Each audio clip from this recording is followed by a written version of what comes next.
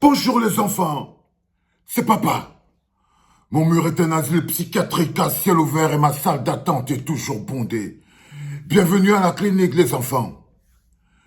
Plus de 50 000 Camerounais. Vous étiez plus de 50 000 Camerounais hier sur la page de la Panthère Noire du Manteau. Plus de 50 000 Camerounais. Moi-même, j'ai fait 2 tours. C'était trop compliqué. J'ai fait 2 tours. Je suis parti, je suis revenu, je suis parti, je suis revenu. 4 heures. Plus de 50 Camerounais connectés pendant 4 heures pour écouter la plus grosse horreur. C'est-à-dire que pour écouter la plus grosse histoire horrible qui a existé dans l'histoire du Cameroun depuis que les gens font les dénonciations. C'est que c'est la première fois qu'on est en train de parler d'un prédateur, d'un bonhomme qui a à son actif plus d'une centaine de victimes, filles comme garçons confondus. On vous parle d'un bonhomme, c'est-à-dire que vous étiez 50 000, c'est pas moi qui ai inventé, nous tous on a fait un tour. 50 000 Camerounais agglutinés, plus de 150 000 commentaires. Plus de 150 000 commentaires. Agglutinés. Écoutez, les témoignages. Les témoignages. Plus de combien de témoignages. Les témoignages. Les témoignages. Et vous allez au commissariat. Il y a une seule plainte. Presque. Une presque plainte. Il est important qu'à un moment ou à un autre, vous sachiez ce que vous voulez dans la vie, peuple du Cameroun.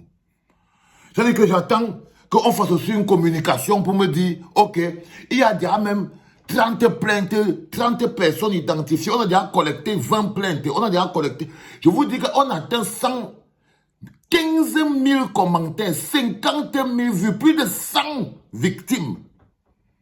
Ils parlent sur TikTok, on entend les victimes, le père avait fait ceci, le père avait fait ça. Mais on arrive au niveau de, ok, il faut qu'on aille le prendre. Le bonhomme est toujours dehors. Le bonhomme est toujours dehors. Il n'y a pas de plainte. Parce que je ne veux pas entendre que oh, les plaintes sont en bas. Non.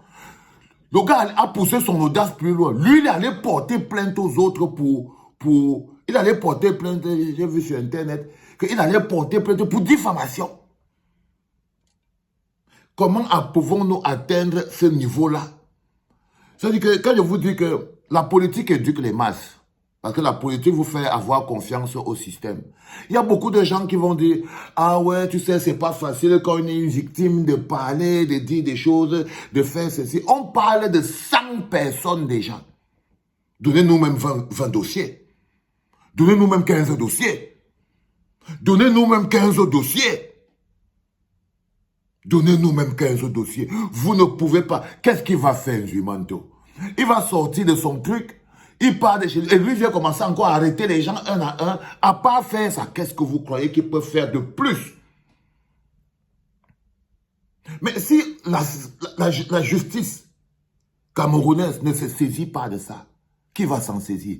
Mais le plus dur, c'est de voir votre attitude. Quand je vous dis que si un Camerounais t'insulte en route, il te dit que tu es méchant, tu es jaloux, tu es aigri, traverse-le comme le disque plein parce que c'est quelqu'un que lui-même il est né dans ça.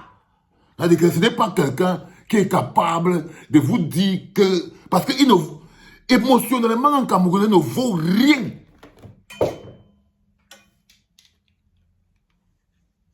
Émotionnellement, parce qu'à l'heure, c'est seulement les mamans qui devaient être en train de marcher dans les rues de Yaoundé et Douala pour les enfants. Pour les enfants.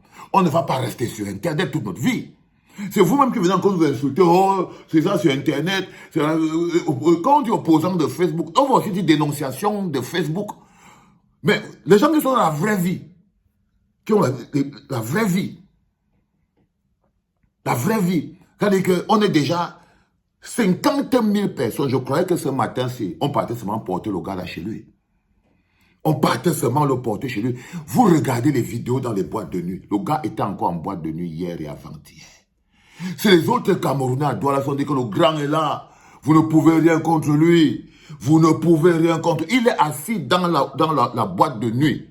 C'est d'autres Camerounais et des filles. Vous n'aimez personne. Quand je vous dis que vous les Camerounais, vous êtes touchés à un endroit où un bonhomme comme celui-là, les gens devaient le doigter en route.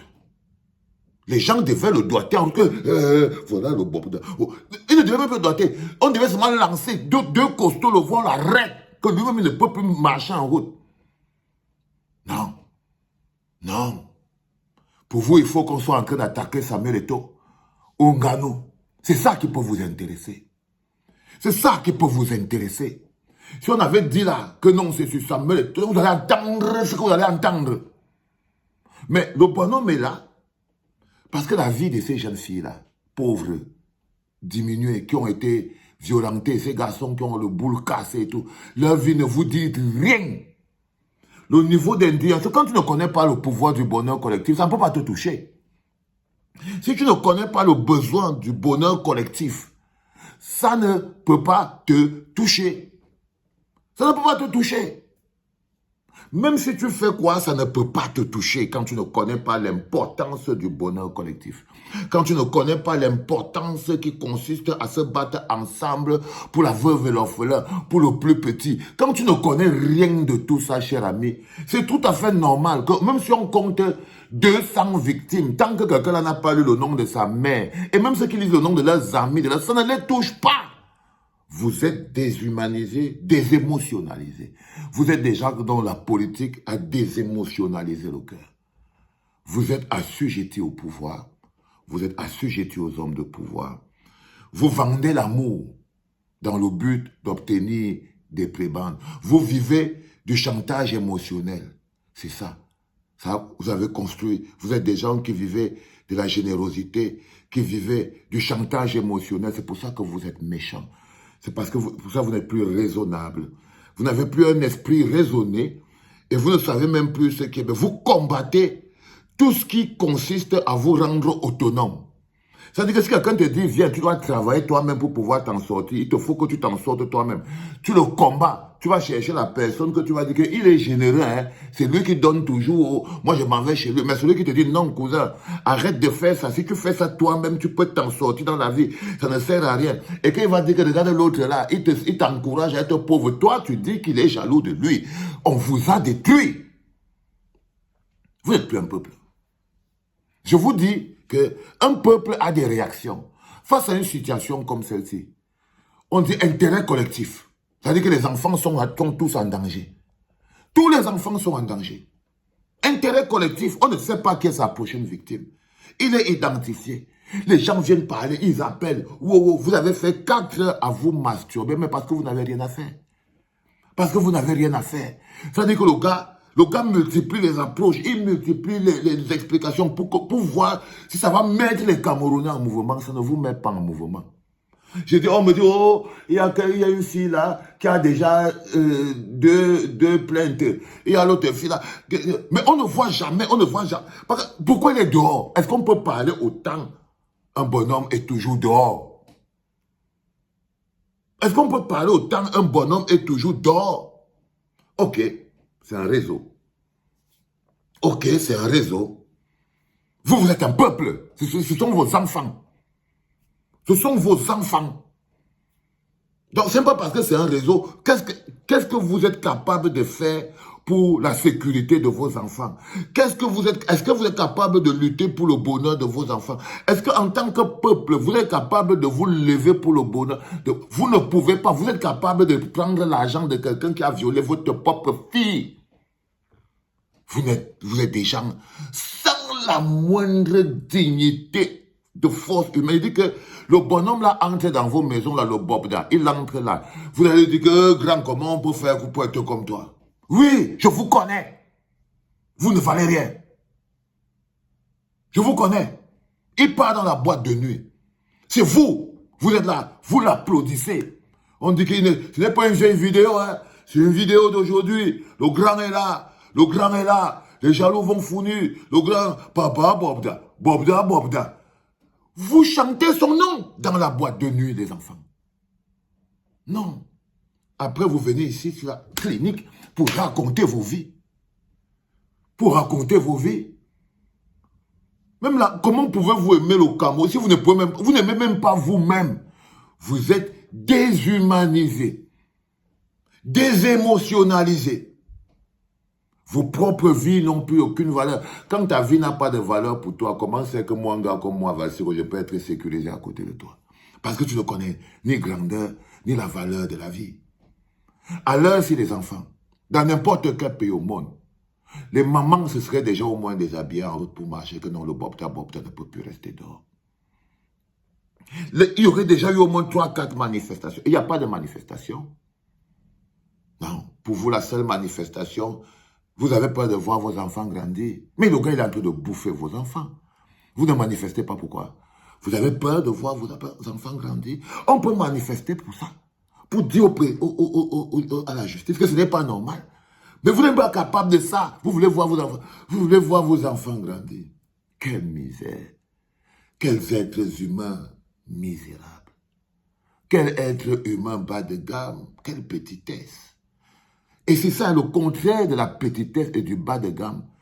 C'est que vous combattez tellement la justice et la vérité.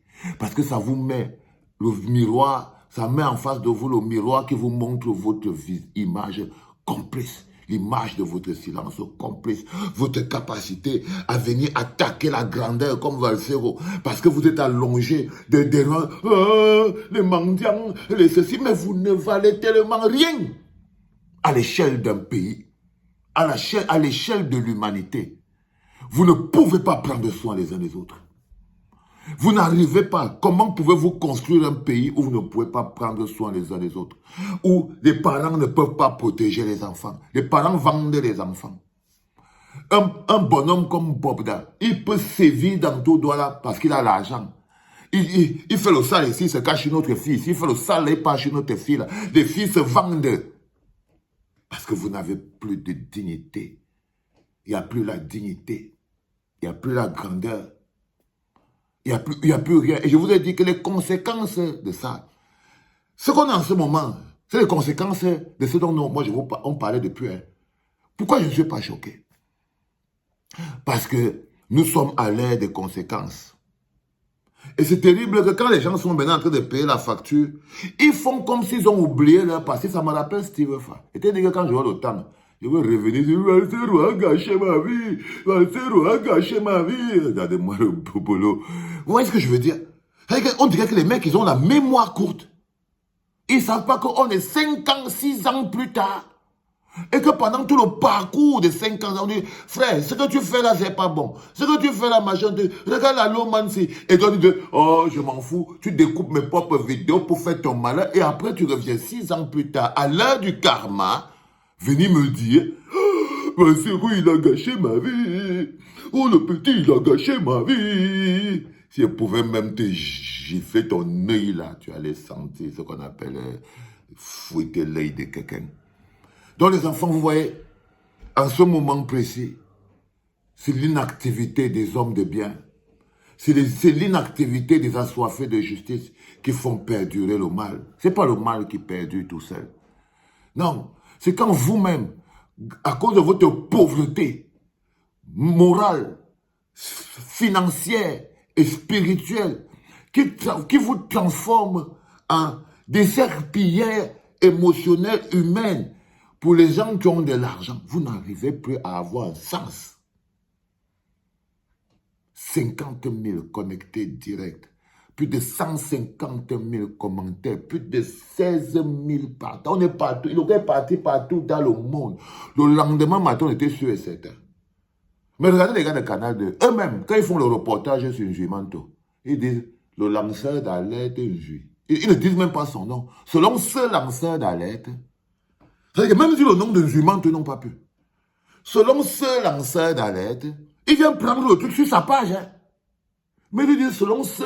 Parce que vous ne pouvez pas savoir quel type de personne vous êtes. Un jour, vous comprendrez pourquoi je vous traite comme je vous traite.